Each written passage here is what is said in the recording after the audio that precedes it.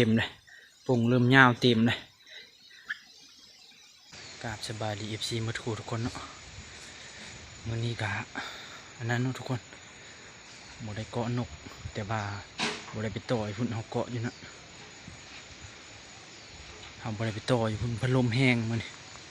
นี้ลมแห้ง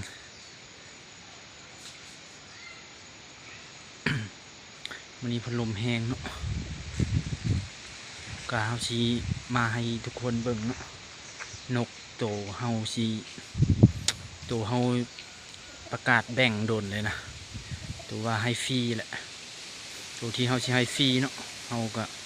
ร้านโดนแหละเดี๋ยวนี้ก็ห่างมันก็โป่งเลยทุกคนห่างมันโป่งห่างนั้นเลยเนาะ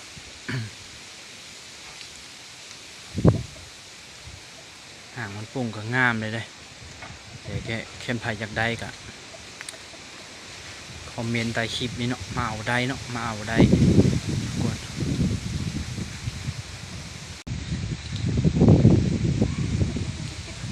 นกต่อเฮาเกาะไว้อยู่พุ่นแหละทุกคนแต่ละมือเฮาไปเกาะอยู่ทางหลังพุ่นเนาะนกมาอยู่แต่ว่า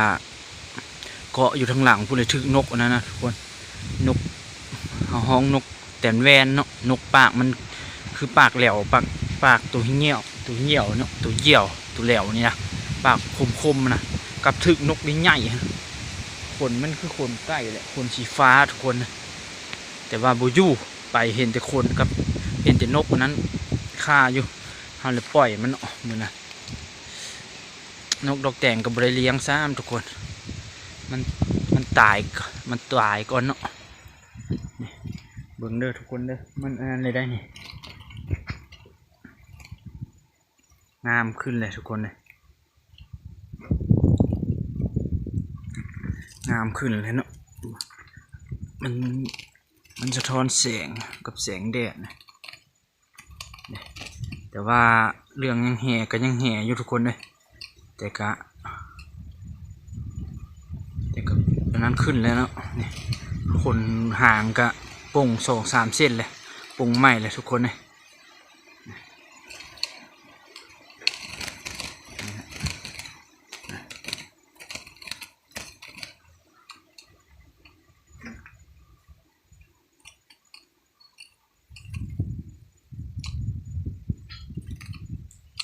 ตัวนี้เขา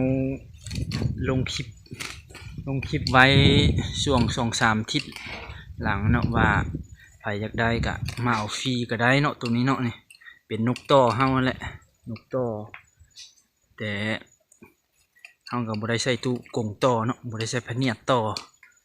เฮาก็ปะคนหางมันโป่งก่อนนะ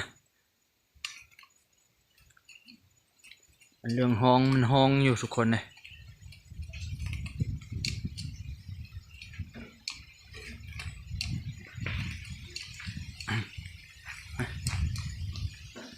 ไปเอานกต่อตรงนั้นเข้ามาก่อนทุกคนเลยเกาะไว้อยู่เกาะไว้ป่าทั้งหลังก็ไม่ได้เกาะไก่เนาะแบบเกาะให้มันห้องมันนั้น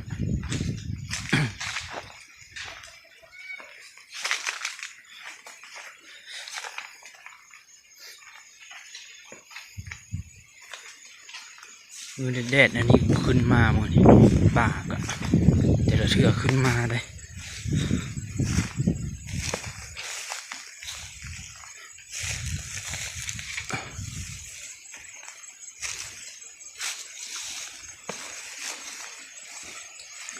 หอยไว้แต่เสา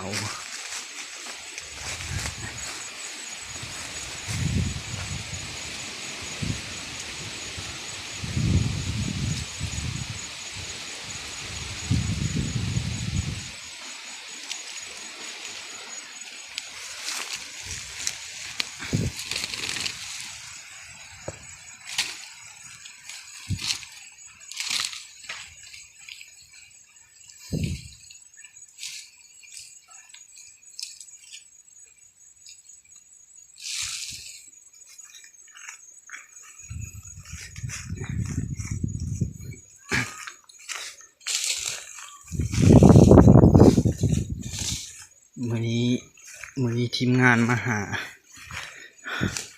ว่านัดกันนะว่ามือใดพาบุลมจึงพาไปต่อนกมันกินมังไห้ทุกคนเลยนกมันกินมังไห้นกป่ากินมังไห้ทีมงานเขาไปเฮ็ดเวียกอะไรต่อได้ประมาณ3-4 ตัวนี่แหละเนาะแต่ก็ยังเหลืออยู่นกมันมีประมาณ10ป่ายนี่แหละ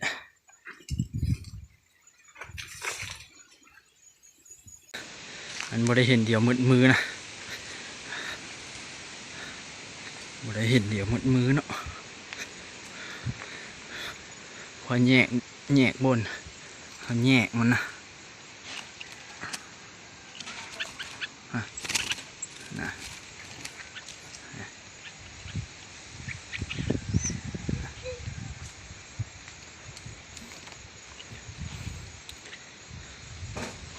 ตัวนี้เป็นลูกไบต์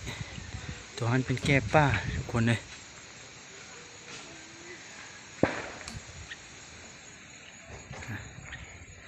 มันโบอยากการแค่เขาออกไกลๆเนี่ย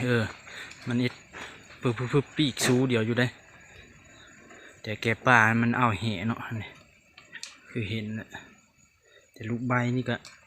ธรรมดาเลย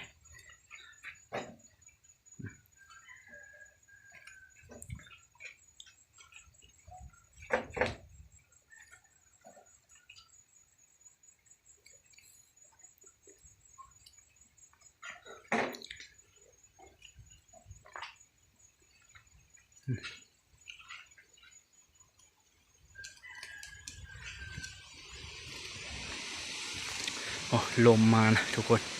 เพราะว่าเราจึงบ่ไปเกาะอยู่ทางหลังพุ่นนะมันพัดลมแห้งตุ่มมันแกงนะตุ่มพะเนียดนี่แกงเลยนกกระตื่นนะนกต่อมันก็ยานเนี่ยมันก็บ่อยากห้องบันไดเลยนี่วะ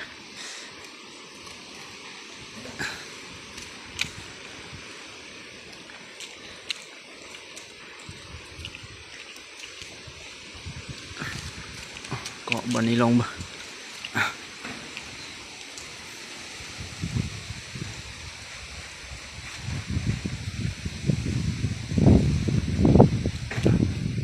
เกาะอยู่นี่ได้ลมยังพัดหนีไปหนีมาทุกคน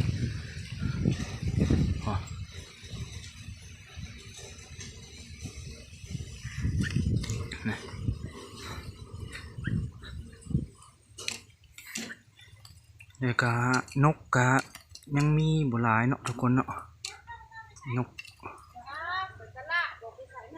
นกเผือกกะยังเหลือแต่5 ตัวเนาะเผือกบ่ได้คัดแม่หรอกทุกคนเขาขายแบบขายให้ขายออกเวียดเนาะเขาอยู่ไกลเวียดนามเด้คนเวียดเขามักเด้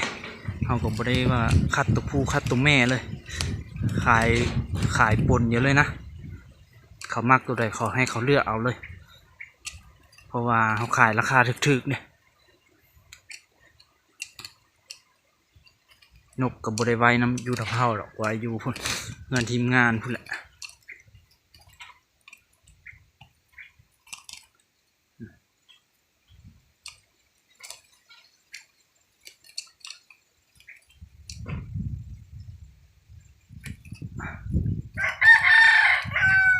แคน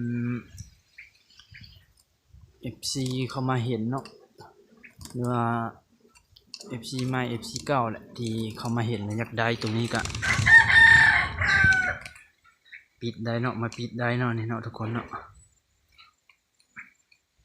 หรือใช้ค่าหัวอาหารหมดทุกคนค่าหัวอาหารก็ถุงหนึ่งก็15,000 กีบเนาะหัวอาหารอันนี้นะหัวอาหารไก่เนาะหัวอาหารไก่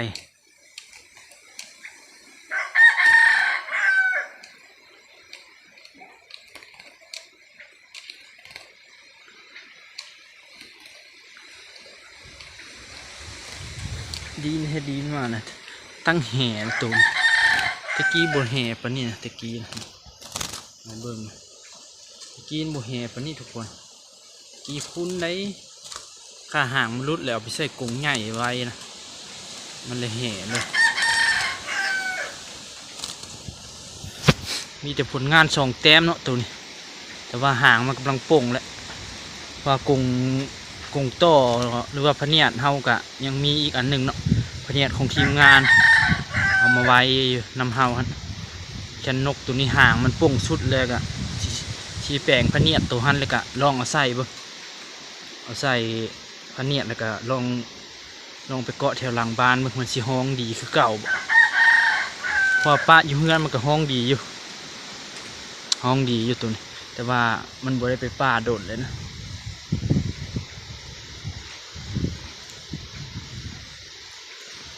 แกดอยู่ตัวนี้พัดลมจริงพัดลมหดทุกคนเลย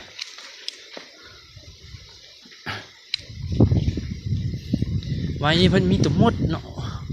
มดส้มทุกคนมดแดงมดส้มเอาก็บ่ได้มาเกาะโดดในแถวนี้นกยางเฮากะ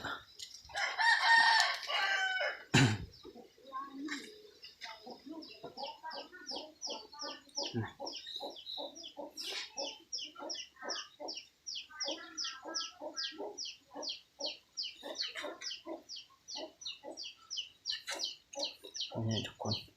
ห้องเก่งเลยได้ตัวนี้จะเป็นแบบนกตอกตัวเก่าเฮาเนาะแบบว่าเวลาเฮาไปเกาะแหละ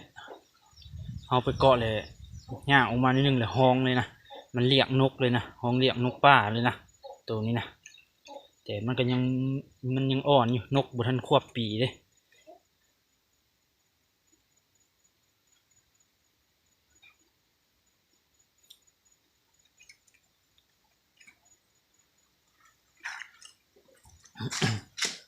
นกมันบ่ทันควบปีเนาะทุกคนเนาะ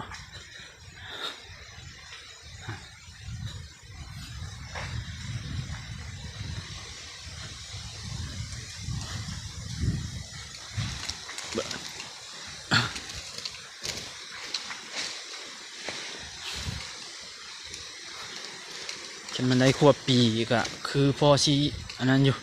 คือสิเก่งอยู่เบิ่งแววมันตอนยังน้อยก็ไปเกาะอยู่ป่านี่บ่ได้เงียบได้ไปเกาะเลยห้องเลยเอา